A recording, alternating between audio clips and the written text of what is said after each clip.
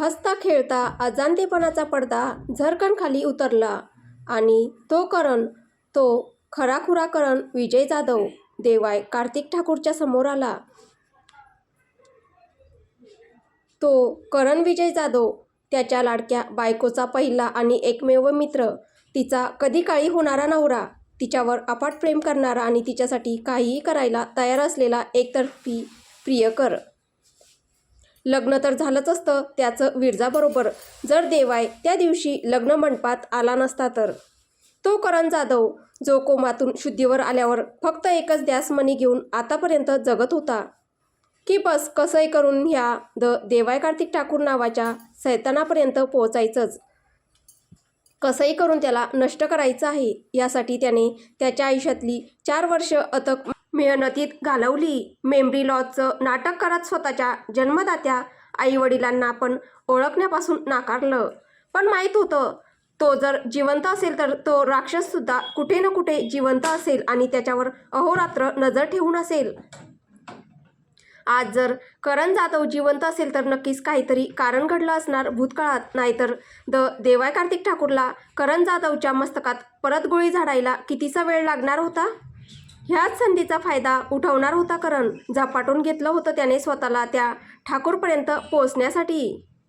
दिवसरात्र मेहनत करून केवळ स्वबळावर एकामागून एक कंपन्या उभ्या केल्या. ध्यास फक्त एकच, देवाय कार्तिक ठाकूरची बर्बादी आणि त्याची विरजा, त्याच्या विरजापर्यंत पोहोचणं. कशी असेल ती इतक्या वर्षानंतर? जिवंत तरी असेल की नाही, की मारून टाकलं या राक्षसाने माझ्यासारखंच तिला पण? कुठलीच खबर बाहेर मिळत नव्हती. 9 वर्षांपूर्वी बघितलं होतं तिला त्यांच्या लग्नाच्या मंडपात, त्याच्यावर बंदूक ताणून उभी असलेली. आता काय हाल केले असतील त्या नराधमाने तिचे विचार करवत नव्हता करणला. शुद्धीवर आल्यापासून एक क्षण असा नव्हता की तो शांततेत सुखसमाधानाने जगला असेल. लग्न मंडपातील ती भयानक दृश्ये अजूनही त्याला थरकापून काढत होती. अगदी काल परवाचीच घटना असल्यासारखी सहजपणे तरळून जात नजरेसमोरून. करण नुसता आतल्या आत कोसळत होता विचार करून करून. त्याला तर खूप सोपी आणि सहज सुटका मिळाली होती. एक गोळी आणि तो थेट मरणाच्या दारात. पण गेल्या 9 वर्षात त्याची विरजा ज्या नरकातून गेली असेल तो कल्पनाही करू शकत नव्हता. राक्षस होता देवाय कार्तिक ठाकूर, फक्त एक क्रूर राक्षस, एक असा सैतान ज्याच्यात माणुसकी नावाचा लवलेशही कधी अस्तित्वातच नव्हता.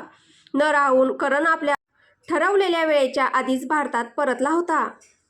आपल्याकडे असलेली ती सगळी साधनसंपत्ती, अगदी तो शेवटचा खडकूसुद्धा विकून त्याने इथे बंगलोरमध्ये कंपनी स्थापन केली.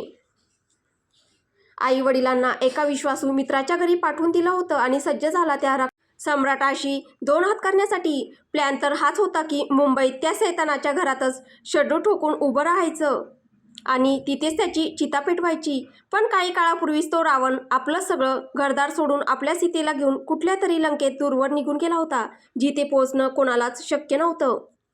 म्हणून त्या देवाय कार्तिक ठाकूर नावाच्या रावणाला त्याच्या लंकेतून बाहेर काढणं खूप गरजेचं होतं. म्हणूनच होती ही खोटी बिझनेस डील. खूप वेळ लागला करणला ठाकूरला आपल्या बॉटलमध्ये उतरवायला. आता करणने देवायला आपल्या बॉटलमध्ये उतरवला होता की देवाय कार्तिक ठाकूर स्वतःहून मुद्दामहून त्याच्या बॉटलमध्ये उतरला, हा मुद्दा गौण होता. महत्त्वाचं हे होतं की करणला त्याच्या आयुष्यातली एकमेव संधी उपलब्ध झाली होती त्या राक्षसाला संपवायची, आणि तो काहीही केलं तरी ही संधी आपल्या हातातून अजिबात जाऊ देणार नव्हता. एकच संधी करण, एकच संधी. गेल्या 2 दिवस 2 रात्रीपासून तो स्वतःला हेच बजावत होता. पूर्ण प्लॅन सेट होता देवाय कार्तिक ठाकूरला कायमचं संपवायचा, वन्स फॉर ऑल. हमेशा हमेशा के लिए उसकी कहानी, बास अब खतम, बूम. ऑफिसमध्ये म्हणूनच आज अगदीच कमी लोक होती. बहुतेक स्टाफ तर कधीच निघून गेला होता.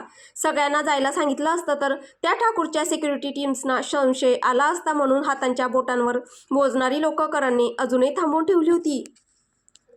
आज ह्या क्रूरकर्त्याला मारण्यात ते जर शहीदही झाले असते ना, तरी ह्या सगळ्या जगाने त्यांचे जगाच्या अंतापर्यंत उपकारच मानले असते. वाया गेलं नसतं बलिदान त्यांचं. सगळं म्हणजे सगळंच सेट होतं. फक्त प्रतीक्षा होती त्याच्या त्या शिकारीची. शेवटी तो राक्षस आलाच. शेवटी करण जाधव पोचलाच देवाय ठाकूर समोर. करणला पाहिजे होतं तसेच फासे पडत होते पटलावर. अगदी तसंच घडत होतं. शिवाय तिच्या साला आला तर आला, पण आपलं सगळ्यात प्रभावी अस्त्र घेऊन आला होता. त्यांच्या ह्या विचित्र रक्तरंजित त्रिकोणी प्रेम कहाणीतलं सगळ्यात मोठं अस्त्र, ब्रह्मास्त्र, विरजा गणेश जोशी. ना तिच्यासमोर करण देवायला मारू शकत होता आणि आता कदाचित देवाही तिच्यासमोर करणला काही इजा करू शकत नव्हता.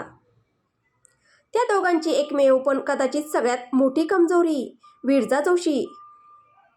देवाय बसला होता त्या आणि त्याच्या बाजूच्या सगळ्याच खुर्च्यांच्या खाली छोटे छोटे बॉम्ब फिट करून टाकले होते करणने. त्याच्या स्वतःच्या डेस्कच्या खाली टेपने त्याने 3-4 लोडेड गन्स चिटकवून टाकल्या होत्या. संधी मिळताच त्यातली कुठली तरी एक घेऊन उडवून टाकणार होता समोर बसलेल्या त्या सम्राटाला आपल्या स्वतःच्या हाताने. जसं काही वर्षापूर्वी त्याने विरजाला मोहरा बनवून त्याच्या मस्तकात गोळी झाडली होती, अगदी तशीच. धाय धाय धाय.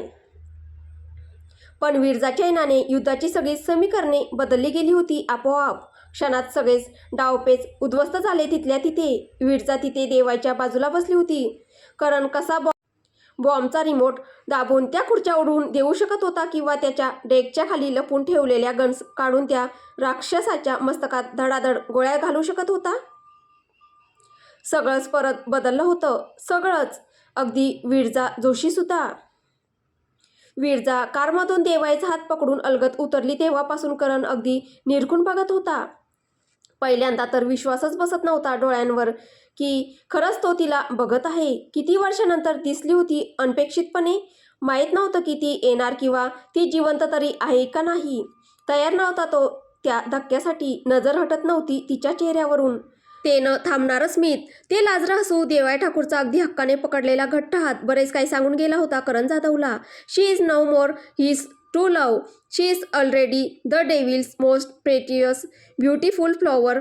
शी is not his true dream or claim. He already lost her forever. The devil has already won the battle even before it was started. मूकपणे एका कोपऱ्यात उभं राहून करण गुपचूपपणे गार्डनमध्ये फिरत असलेल्या त्या पत्नीला, आपल्या लाडक्या पतीकडे, आपल्या घरी पण असाच झोका, हे असंच कारंज, हे गार्डन हवं, लाडीक हक्क करताना बघत होता. आणि तो जगाचा इतका मोठा सम्राट तिचा अगदी गुलाम असल्याप्रमाणे तिच्या पुढे मान झुकून तिचे सगळेच हट्ट मान्य करत होता. एकही प्रश्न न विचारता. करणचं काहीच उद्ध्वस्त होत होते. डोळे पाण्याने भरून गेले होते विरजाला देवाच्या मिठीत वारंवार जाताना बघून, एका पत्नीचा हक्क स्वतःच्या मनाने देताना बघून. अगदी काल परवाचीच गोष्ट वाटत होती जेव्हा विरजा जोशी लग्न मंडपात केवळ करण जाधवसाठीच सजली होती. अंगात नऊवारी साडी सोनेरी काठपदराची. त्याचा आवडता रंग हिरवा खूप खुलून दिसत होता तिच्या गोऱ्या कांतीवर. त्याच रंगाचा हिरवागर्द चुडा तिच्या हातात, तळव्यांवर त्याच्या नावाची मेहंदी, केसात भरगच्च मोगरी गजरे. साधं पण सुंदर गोजीरवाणं रूप होतं त्याच्या होणाऱ्या बायकोचं. पण आता त्याच वधूच्या भांगेत कोणा दुसऱ्याचं कुंकू होतं. गळ्यात 2 वाट्याचं काळ्या मण्यातलं सोन्याचं पारंपरिक मंगळसूत्र. आणि ती तिच्या पतीच्या मिठीत अनिमिष नेत्राने त्यालाच बघत असलेली, हट्ट करत असलेली. देव, खरंच सांगा ना, आणणार ना, करणार ना तुम्ही माझ्यासाठी? करणचं काळीच तिथेच 1000 तुकड्यात विखरून गेलं. तो तसाच तिथून निघून जाणार होता. पण हे जे नाटक त्याने सुरू केलं होतं ते त्याला शेवटापर्यंतही घेऊन जाणं गरजेचं होतं. असाच मध्ये सोडून देऊ शकत नव्हता तो. करण तसाच गप्प राहिला आपली भूमिका वठवत. पण त्या धूर्त राक्षसाने करणला कधीच ओळखलं होतं. विरजाने त्याचा हात पकडला आणि करणच्या हाताची थरथरणारी बोटं तिच्या बोटांवर घट्ट झाली. जसं काही तो तिचा हात आता कधी सोडणारच नव्हता. परत जाऊ देणार नव्हता त्या सैतानाकडे आपलं बाकीचं आयुष्य बर्बाद करायला. प्रोटेक्ट करत होता करण विरजाला तिच्या पतीपासून. आणि खात्री अधिकच पक्की झाली. करण जाधवच होता तो, आपल्या कधीच न गेलेल्या पूर्ण मेमरीसकट. संशय तर देवायला खूप आधीपासूनच होता त्याच्यावर, पण बेनस आलं हातात येत नव्हतं. इतकं बेमालूनपणे करण त्या मेमरी लॉचं नाटक वठवत होता. पण शेवटी आलाच करण जाधवचा खरा चेहरा देवाय ठाकूरच्या समोर. इथे करणचा चेहरा देवाय प्रतीच्या अमाप तिरस्काराने नुसता भरून गेला होता. चेहऱ्यावर संतापाच्या लाया फुटत होत्या त्या पापी माणसाच्या आपल्या केबिनमध्ये असलेल्या अस्तित्वाने. एकमेकांना पाठमोरे उभे असलेले ते, एकाच मुलीच्या प्रेमात काफीर झालेले ते दोघं कट्टर शत्रू झरकन एकदम मागे वळत एकमेकांना रोखून बघू लागले. डोळ्यातून जसे ज्वालामुखी बाहेर फुटत होते त्यांच्या. देवाय करणकडे अमाप तिरस्काराने बघत एकदम कडक स्वरात, जर सगळी नाटकं संपली असतील तर आता बोलायचं? करण गप्पच होता देवायच्या त्या प्रश्नावर. देवाय रोखून बघत, आज विरजाला इथे आणलं होतं ते केवळ फक्त तू जिवंत आहेस, सुखरूप सुस्थितीत आहेस हे दाखवून देण्यासाठी. तिच्या मनात साठलेलं ते इतक्या वर्षाचं काळं ओझं, तो इतक्या वर्षाचा गिल्ट बाहेर काढायचा होता म्हणून. तिने तुला प्रत्यक्ष डोळ्यांनी एकदा बघावं आणि स्वतःला कधीच न केलेल्या गुन्ह्यातून मुक्त करावं ही इच्छा होती म्हणून. आपल्या दोघांमुळे तिने खूप भोगलंय. त्या सगळ्याचं दुःखातून मुक्त करायचं होतं मला तिला. मग तिच्या आयुष्यात कुठलंच दुःख राहणार नव्हतं. कुठलाही अपराधी ओझ्याखाली दबून न जाता या जगात मोकळेपणाने एकदाचं आयुष्य जगता यावं फक्त ह्यासाठी. दात ओठ खात करणला बोट दाखवत, त्यामुळे उगाच तुझ्या त्या फुटक्या मटक्यात तुझ्या लायकी बाहेर असलेली स्वप्न बघू नकोस. निघून जा इथून ताबडतोब. परत कधीच भारतात परत येऊ नकोस. एक संधी अजून देतोय तुला मी, केवळ विरजाच्या सुखासाठीच. परत मिळणार नाही ही संधी. तिला कधीही कळलं नाही पाहिजे की तुझी मेमरी कधी गेलीच नव्हती. तू खूप आधीपासून ठीक होता. तू अजूनही डिफेक्टिव्ह पीस आहे आणि तसंच राहणार तिच्यासमोर कायमचं. सहन करू शकणार नाही आता आमच्यामध्ये कोणी तिसरं आलं तर. पूर्वी इतकी ही सहनशक्ती उरली नाही माझ्यात आता. Karan Jadhav, patience level is too much low, so don't even try it. त्यामुळे लक्षात ठेवायचं आणि दूर राहायचं माझ्या विरजापासून, अन्यथा रक्त परत सांडलं जाणार, तांडव परत माजलं जाणार, सूड आणि रक्ताचा हा खेळ परत खेळला जाईना. आणि यावेळी देवाय कार्तिक ठाकूरच्या क्रूरतेला कुठलाच अंत आणि अंकुश असणार नाही. समजलास तर वाचलास. देवायने अखेर त्या येऊ घातलेल्या युद्धाचं रणशिंग फुंकलं. अह केवल कर्तासी, अह केवलम धर्तासी, अहम केवलम हर्तासी, अहम ब्रह्मासी, the one and only one देवाय कार्तिक ठाकूर. समजलं का रे करण विजय जाधव? करण खिन्नपणे स्वतःशीच हसला. त्या हसूमध्ये तिरस्कार किंवा दुःखापेक्षा हतबलताच जास्त होती आणि त्या हसूप्रमाणे त्याची हतबलताही वाढतच चालली होती. किती विचित्र प्रेम कहाणी होती ना त्या तिघांची. न संपत होती ना कुठे सुरू होत होती. तिघे अजून तिथेच अर्धवट अपूर्णच आपापल्या प्रेम कहाणीमध्ये. सगळ्या जगाच्या दुष्ट नजरांपासून आपल्या त्या हळव्या हृदयाला वाचून ठेवण्यासाठी जीवाच्या पाड धडपडत होते. छातीचा ऊर फुटून जात होता, पण हृदयाची ती केविलवाणी धडपड थांबतच नव्हती. काय काय करून बसले नव्हते, पण आजही परत त्याच वळणावर, नशिबाच्या त्याच लग्नमंडपात दुर्दैवाच्या चुकून बसलेल्या गाठी सोडवत उभे होते. करण जाधव आणि देवाय कार्तिक ठाकूर जर सगळा नाश करायला उतरले तर कोणीच कमी पडणार नाही. पण त्यांच्या निखारीसारख्या पेटलेल्या हृदयातलं काळीज मात्र सशासारखं घाबरट होतं. वरतून कितीही आव आणला तरी त्या 1% तिला गमावण्याच्या पुसटच्या कल्पनेने सुद्धा आतमधून घाबरून गेलं होतं आताही, ह्या क्षणीही. खरं म्हटलं तर त्यांच्या या विचित्र त्रिकोणी प्रेम कहाणीत सगळ्यात जास्त कोणी शक्तिशाली होतं तर ती होती विरजा जोशी. बाकीचे 2 तर वेडे उद्ध्वस्त फकीरच होते तिच्या प्रेमात.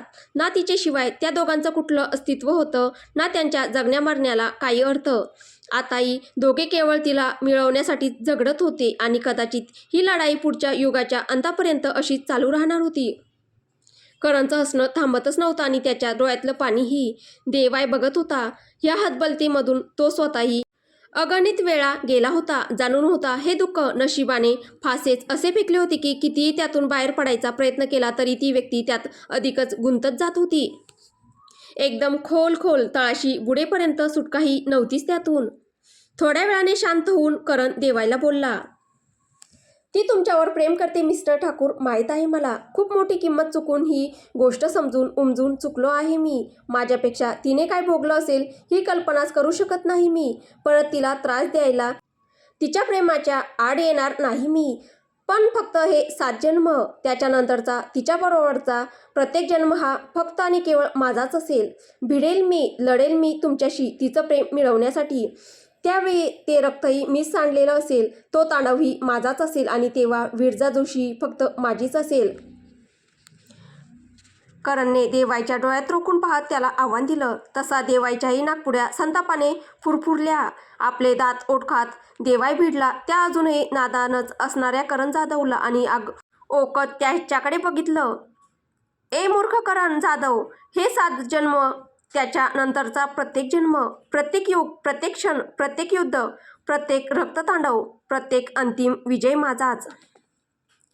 विरजा जोशी फक्त माझीच. सो विरजा देवाई ठाकूरही फक्त माझीच.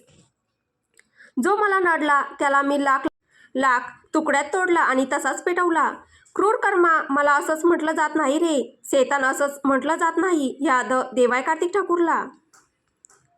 मी खरोखरीचा आहेस तो. माझा हा थोडासा चांगुलपणा काही कमजोरी समजू नकोस. माझा हा चांगुलपणा फक्त माझ्या पत्नीपासून सुरू होतो आणि तिच्यापर्यंतच संपतो. बाकींच्यांसाठी मी अजून जल्लादच आहे आणि जल्लादच राहणार. परत माझ्या बायकोबद्दल कुठलाही वेडावाकडा विचार मनातही आणायचा नाही. गेल्या वेळी सोडला तुला, यावेळी गोळी घालायला डोकं जागेवर शिल्लक ठेवणार नाही, सांगून ठेवतो. जास्त डोक्यात जायचं नाही माझ्या. करण पण रागाने उसळला. मग एकदाच होऊन जाऊ द्यायचं ना मिस्टर ठाकूर. शेवटचं अजून एक रक्ततांडव. Bring it on. देवाय संतापाने करणची मानगुटच पकडायला जाणारच तेवढ्यातच विरजाच तिथे आली. बिचारी कधीपासून बाहेर लॉबीत उभं राहून आतमध्ये काय होत असेल याच्या विचाराने थरथर कापत होती. शेवटी देवायला इतका वेळ बाहेर न आलेलं बघून प्रचंड चिंतेने तीच आतमध्ये आली. आतमध्ये त्या दोघांना असं एकमेकांच्या छाताडावर चढलेलं बघून तिचं काळीजच धस्स झालं आणि ती तिथेच खुर्चीचा आधार घेत मटकन खाली बसली. तसं देवाय आणि करण पटकन तिच्याकडे धावले. मगाशी सिंहासारखी भांडणारी काळीज आता एकदम सशासारखी सेरबैर झाली होती. विरजाला काय झालं, तिला पटकन त्या खुर्चीत व्यवस्थित बसवून तिच्यासमोर एकदम नॉर्मल वागू लागले. तसा विरजाचा बीपी थोडा वर आला, नाहीतर घाबरूनच गेलं होतं ते कोकरू पार परत त्याच रक्ताच्या खेळाच्या कल्पनेने.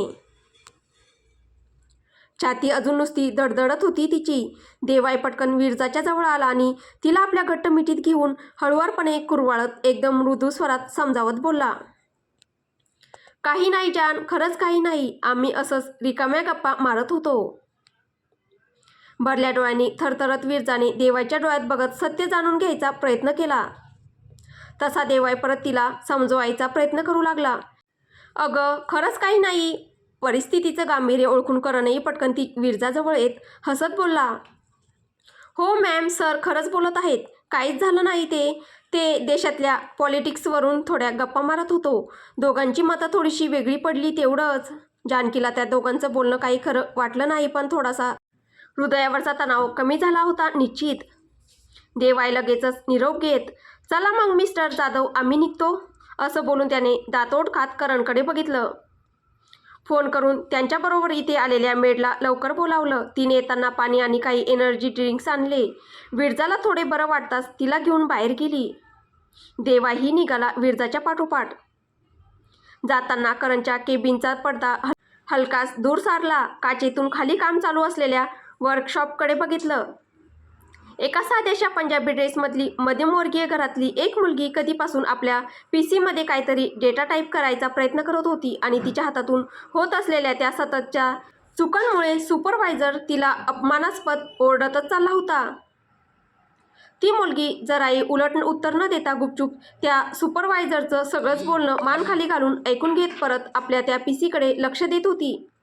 गोरासा रंग, व्यवस्थित उंची, अंगावर अगदी साधारणसा पंजाबी ड्रेस, पायात 100-200 रुपयाची साधीशी चप्पल, कमरेच्या खालपर्यंत लोंबकळणारे लांबसडक केस आणि त्यांची एक वेणी, हातात गावंढळ मुलीप्रमाणे काचेच्या बांगड्या, पायात मोठ्या घुंगराचे चांदीचे पैंजण, कपाळावर लाल गोलबिंदी, कानात झुमके, टेबलाखाली एका कोपऱ्यात पडलेली तिची ती शबनम बॅग, हुबेहूब विरजा जोशीचीच दुसरी प्रतिकृती दिसत होती ती लांबून. देवाच्या कपाळावरच्या आट्या अधिकच गडद झाल्या. तो करणला बोलला, तुला तर सुरुवातीपासूनच माहीत होतं ना कोण आहे ती? तरीही तिला जवळ येऊ दिला? स्वतःच्या कंपनीत जॉब दिला? देवाय भडकून करणला. का? करण गप्पच राहिला. नशिबाच्या अजून एका मस्करीचं काय उत्तर देणार होता तो? देवायने दात ओठ खात परत करणला प्रश्न केला. तिला माहीत आहे तुझी कधी स्मृती गेलीच नव्हती ते? करणने परत मूकपणे नकारार्थीच मान हलवली. इथे विचार करून देवायचं डोकं फुटून जात होतं. तो बाहेर वर्कशॉपमध्ये मान खाली घालून काम करत असलेल्या त्या गरीब मुलीकडे रोखून बघत होता. तिच्या सुपरवायझरचं तिच्यावर वाटेल तसं डाफरणं चालूच होतं. काश त्या मूर्खाला माहीत असतं की तो कोणाला नडतोय. जर चुकूनही त्याला कल्पना असती तर त्याची आजच काय पुढच्या 7 पिढ्यांपर्यंतही त्या गरीब मुलीच्या पुढे उभं राहायची हिंमतच झाली नसती. कारण ती दुसरी तिसरी कोण नसून होती देवाय कार्तिक ठाकूरची लाडकी छोटी बहीण किंजल कार्तिक ठाकूर, त्याची प्रिन्सेस. तर आता पुढे काय होईल हे आपल्याला पुढच्या भागात पाहायला भेटेल. तुम्हाला ही कथा कशी वाटते आहे कमेंटद्वारे नक्की कळवा. कथा आवडत असेल तर व्हिडिओला लाईक करा, शेअर करा. कथेचे पुढील भाग ऐकण्यासाठी आपल्या चॅनलला सबस्क्राईब करा. धन्यवाद.